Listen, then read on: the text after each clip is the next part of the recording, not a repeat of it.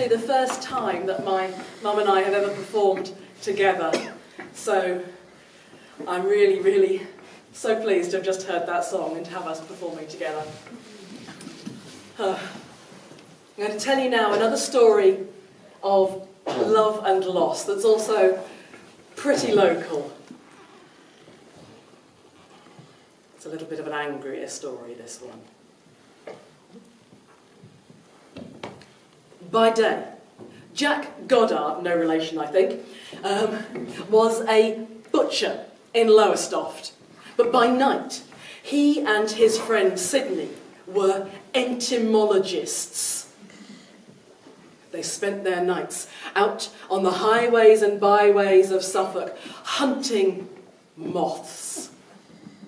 And that night, they had gone to Jay's Hill between Hulver and Sotterley. Now, entomology, although the two of them were good friends, was a bit of a solitary sport.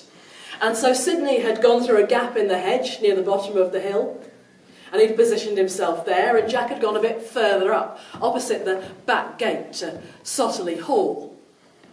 And he'd set up his sheet and his lantern, and for some hours he was in a kind of trance-like state, watching the moths fluttering on the sheet. And then he heard, suddenly, horses' hooves racing up the hill. When he looked at his pocket watch, he saw it was after midnight. Who could it be going so fast? And so he bundled up the moths into the sheet, picked up his lantern, and he went to have a look. But when he got to the roadside, there was no one there. So he stepped out onto the road, and as he did, he heard right in his ear a terrified whinny of a horse, and then hot, strawy breath right on his cheek. But there was no horse. Now, this unnerved him, so he decided to go down the hill to where Sidney was. But he was just stepping through that gap in the hedge when suddenly there came right through him a shot of cold at the other side. And when he looked into the road, there was something white. And he must have cried out, because Sidney came running. He'd seen nothing, and so Jackie didn't say anything. But the incident stayed with him, and he found his way down to the Hulver Gate pub a week or so later. And after a couple of pints had slid down his throat, the story slipped out. To his surprise, when he looked up, there were knowing glances all around the room. "I saw her once," said George King. "I was coming up Jay's Hill on my bicycle, and it's a steep hill for a bike, and I was going slowly. There was no one there.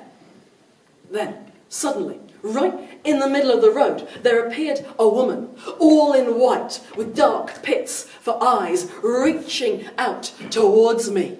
Well, I swerved, and as I did, I saw that she was floating a foot above the ground.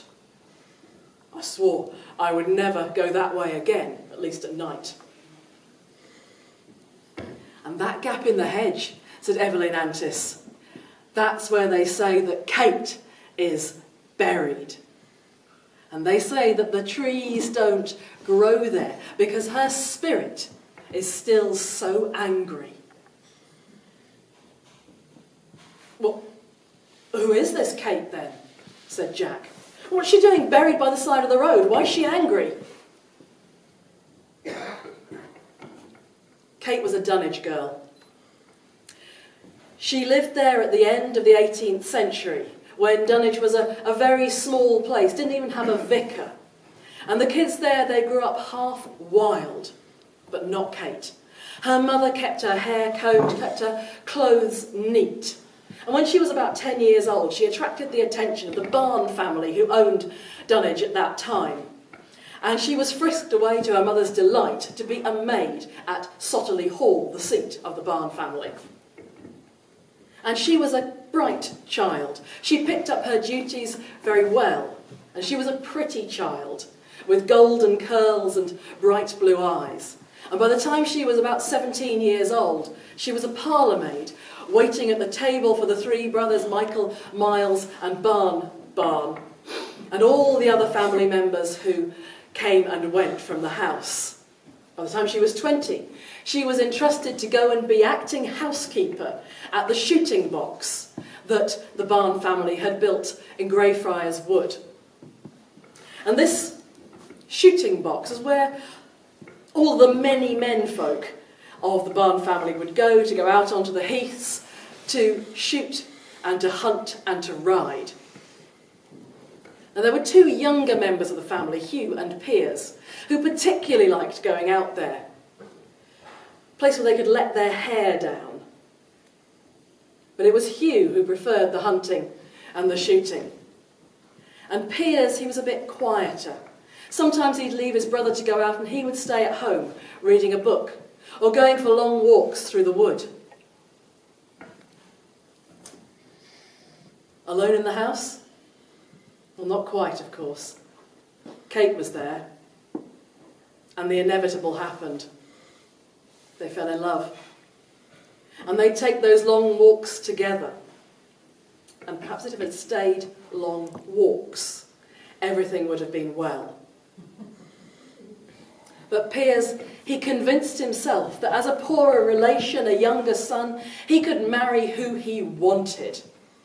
And he considered that he and Kate were as good as engaged, and he convinced her as well. Well, she wanted to be convinced. And so they lay down together in the bluebells. And they gave their love to each other many times that spring. And Piers, he was as good as his word. He went to his brother and he said that he wanted to marry Kate. But Hugh was horrified. Marry a servant girl? Are you insane? We have no money of our own. Do you want to be sponging off our relatives for the rest of your life? No, you must marry well. And Hugh determined that he would get the two of them separated. He sent Piers straight to London without even saying goodbye to Kate, to study to be a lawyer. And he forbade them any correspondence. And he hoped that with the fullness of time, they would both forget. But as spring turned to summer, Kate realised that she was never going to be allowed to forget. She hid the sickness well enough, but as the months went by, she couldn't tighten her stays enough any longer to hide her growing belly. And at last, the housekeeper noticed what had been under her nose these last few months, and she was dismissed with immediate effect. No wages. And Kate, she flew upstairs to her room. She started throwing things in her bag. She was weeping. She stripped off her maid's outfit, which of course belonged to the family, and stood there just in her white shift. And as she stood there, that weeping turned to anger. How could they do this to a member of their own family? She ran down the stairs. She flung open the door of the study, and there was Hugh. Kate, what are you doing? And she marched right up to him, and she smoothed the cloth of her shift tight so that he could see her belly. This is Piers' child. Write to him. Bring him back so that he may marry me and be a father to it. Piers' child, is it? How do I know you're not trying to fob off some stable hand's brat on our family? I swear, said Kate, I have lain with no one save your brother. But Piers was shaking. Hugh was shaking his head. And he scribbled out something, and he handed it to her. Take this, get out. It was a cheque. It was generous. But if this was how they treated their own. In her fury, Kate wanted none of it. So she took it, she tore it in two, flung the pieces to the ground and ran upstairs again. And when she'd reached the second floor, the housekeeper appeared again. "Are you still here? Get out!" And the enormity of her predicament hit her. She had no job, no husband, no father for her child. Her family in Dunwich were dead. There was nothing for her. So she took a step and another. She lifted up the window and she flung herself out the second floor. Sotterley Hall. As a suicide, she couldn't be buried in the churchyard. And so Hugh, who was devastated, he arranged for her to be buried beside the road just outside the back of Sotterley Hall on Jay's Hill. And then he wrote a very painful letter to his brother. And Piers, he was back with the return of the post. "I would have married her in an instant." And after that, he would not speak to Hugh. And Hugh begged and he begged and he begged and he begged until at last Piers relented. And the two of them went out on the Pony and Trap for a drink. Many angry words were spoken. They were still speaking them on the way home. And when they got to the bottom of Jay's Hill, there was a gap in the hedge.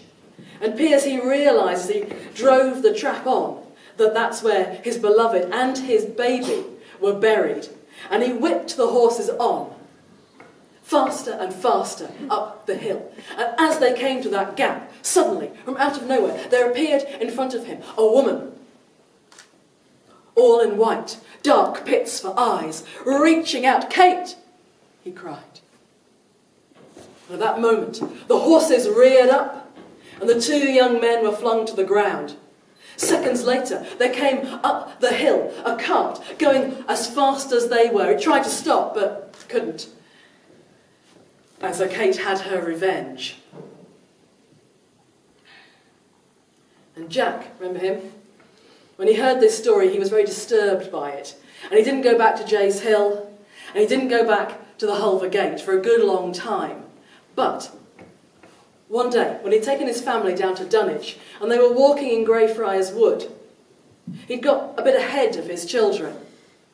And as he walked through the wood, suddenly an enormous sense of melancholy struck him. And he stopped dead in his tracks, and there appeared right in front of him a figure, dressed in clothes from about a century before, tight breeches, long tailcoat.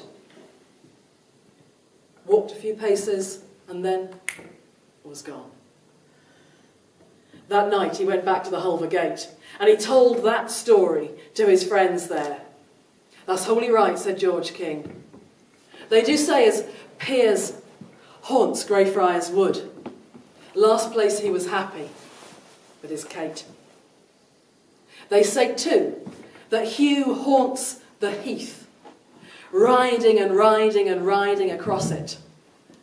As for Kate, she keeps here to her windy parlour. She's not forgiven them yet."